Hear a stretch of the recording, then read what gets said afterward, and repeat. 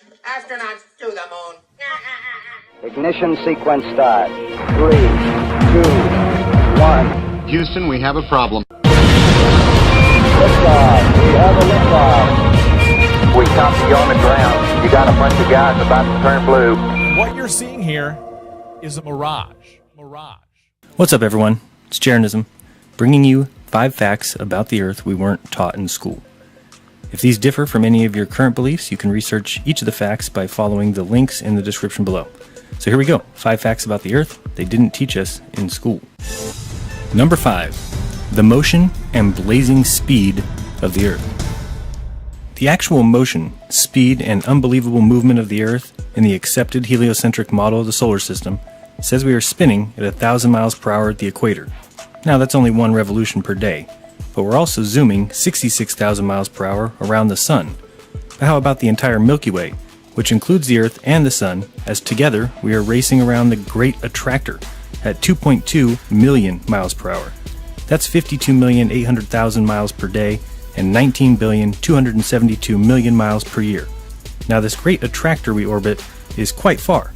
It's somewhere between 881 quintillion, 850 quadrillion miles, and 1 sextillion, 469 quintillion, 750 quadrillion miles away. And it's huge. Eta Carinae is 5 million times the size of the Sun. Betelgeuse is 300 times larger than Eta Carinae, and VY Canis Majoris is 1 billion times bigger than the Sun. The Great Attractor is 2 sextillion, 351 quintillion, 600 quadrillion miles wide. That's 2 quadrillion, 719 trillion, 949 billion times the size of the Sun. And with all the distance and the crazy spiraling and turning, not to mention the yearly 585 million mile orbit around the Sun, on January 1st, the stars reset. And through all those 19.2 billion miles, the North Star, Polaris, remains in the same spot. And no one has ever felt anything. Number 4. The sphere goes way back. Did people 500 years ago, 1,000 years ago, 2,000 or 3,000 years ago believe that the Earth was flat? In school, we are taught that Columbus discovered America and proved the globe. But now, they call that a myth. They now say that no educated person after 500 BC believed the Earth was anything but a sphere. They even tell us about Eratosthenes, and that he measured the circumference and came within 2% of our current 24,901 mile equator. That was back in 275 BC. It is a cute little story, but clearly one of dreams and not reality. First off, no books of Eratosthenes have ever been found or survived antiquity, so any belief in such an experiment would be hearsay at best. And in order for the test to work, one would need to know that the sun rays are coming in as parallel rays. And Eratosthenes in 275 BC would need to know that, even though this is what he would see. And even if he did know that the sun was extremely far away, then he would also have to believe that this infinite sun went all the way around the Earth in 24 hours. Anyway, it's a nice little story, but it's untrue. In fact, flat Earth must have been around, considering we have maps for ages, but the oldest globe we have is 1492. Yes, they knew the Earth was a ball back in 275 BC, and just waited about 1,800 years to ever try and make a model of the Earth on a sphere. Number 3. The old Coriolis wives' tale. The Coriolis effect was definitely overblown to epic proportions when taught to our growing minds in grade school. Despite what we were taught, and despite what swindlers at the equator might show you, water in toilets or tubs does not go down the opposite way in the northern and southern hemisphere. In fact, this force would be extremely small and hard to see, especially with other forces which always exist. You would first need to distinguish the direction of deviation caused by the Coriolis force operating on its own, and the direction of rotation when other forces are present. Both directions of rotation are evident in both hemispheres, depending upon whether the flow is around a high-pressure area, pointing radially outward, or a low-pressure gradient pointing radially inward. And please remember, there is no preferred coordinate system when talking about the Earth. Once you adopt a coordinate system, one gets a bunch of forces with it. And when you shift coordinate systems, some forces vanish and others appear. In an inertial coordinate system, there is no Coriolis force. In a rotating one, there is. Basically, it is a lot of nonsense, and even referred to as a fictitious force.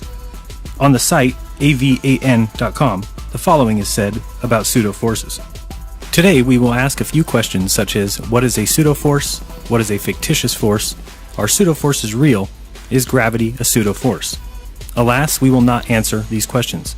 As far as I can tell, nobody knows and nobody cares. Or at least nobody should care. If these questions have answers at all, each answer is a matter of opinion, and opinion is divided. There are no consensus. When I asked several hundred physics teachers via the Phys 1 mailing list, nobody seemed to have any firm opinions. I don't have a firm opinion either. There is no experiment you can do that will tell you the answers to these questions. For example, as far as I can tell, gravity can be classified as a pseudo-force, or not. It's 6 1/2 dozen of the other. You can choose to do it either way, and the choice has no observable consequences. The fact that there is no easy answer suggests that we are asking the wrong questions, and that we should ask more physically meaningful questions instead.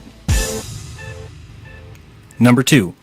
The spin of the Earth has never been proven.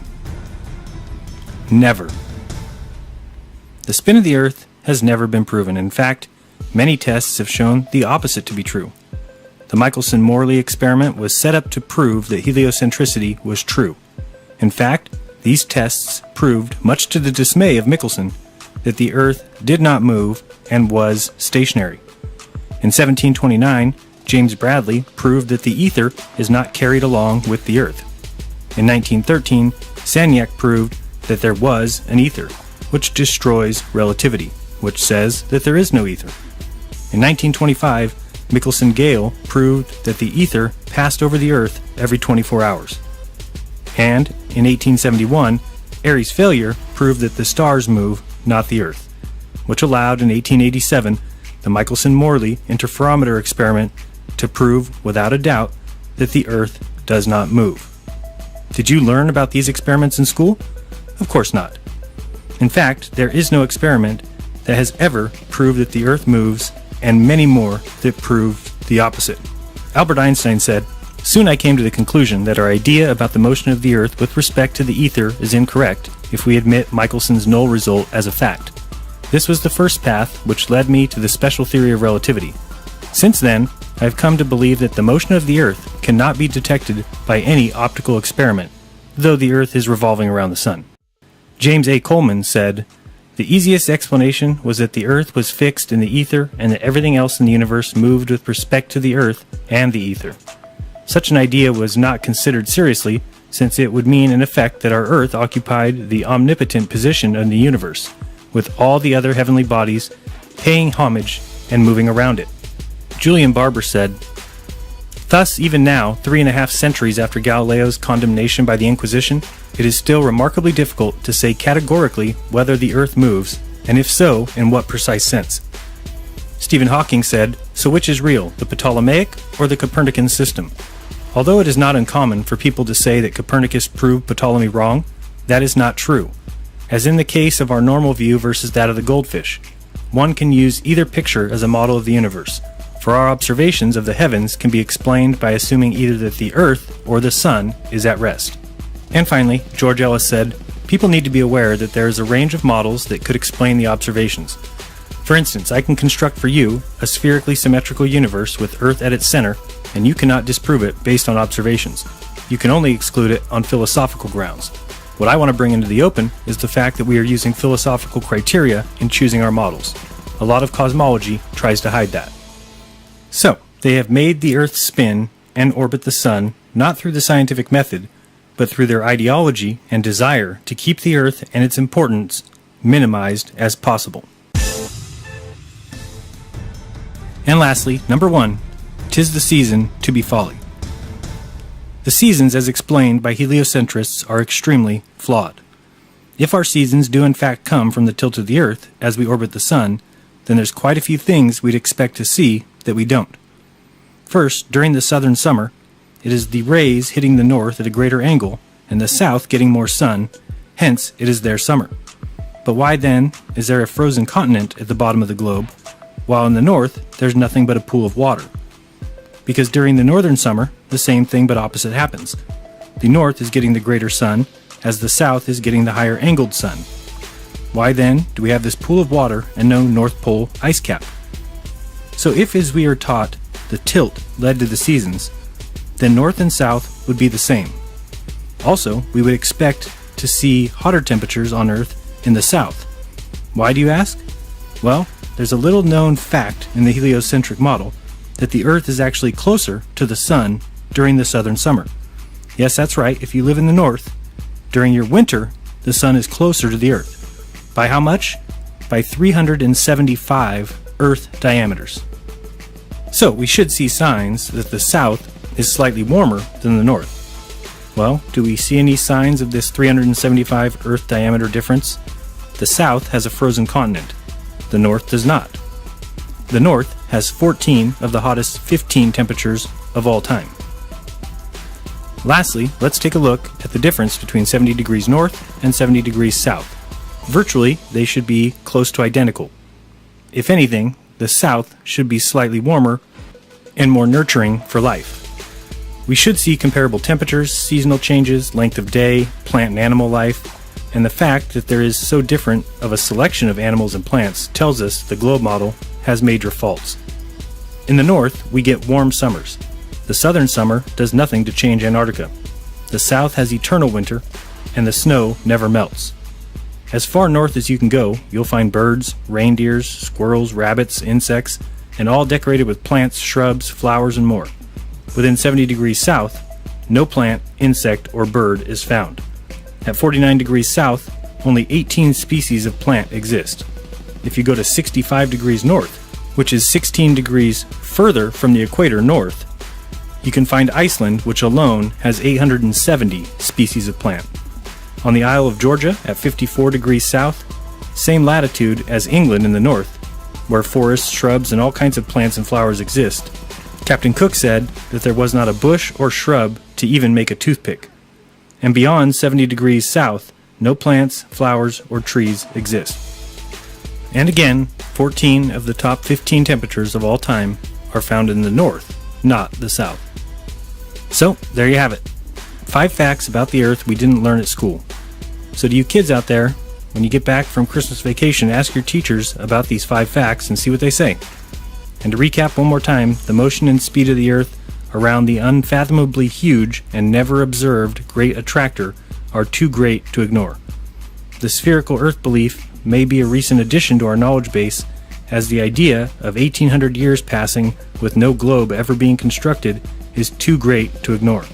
The Coriolis effect is a fictitious force, and our circling weather patterns have much more to do with winds and pressure differences than anything to do with a 1 rotation per day spin that would have very little, if any, effect on water or weather systems.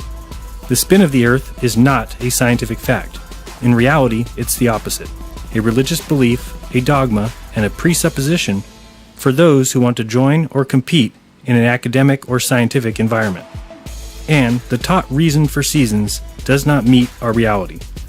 So, there's lots of work to do. If the answers that you are given by those you ask are wrong, then no one should ask why you're questioning those answers, as it should be apparent that when one asks questions, they're actually looking for answers that are true. And it appears you're going to have to find those on your own. So let those who want to believe in lies believe them. You can lead a man to a river full of fish, but if he's content with starving, it will do no good. Because only when that man is hungry will he see that the river is full of fish. Otherwise, he may even argue with you about what difference does it make if there's any fish at all. And he's right. The river is for those who are hungry.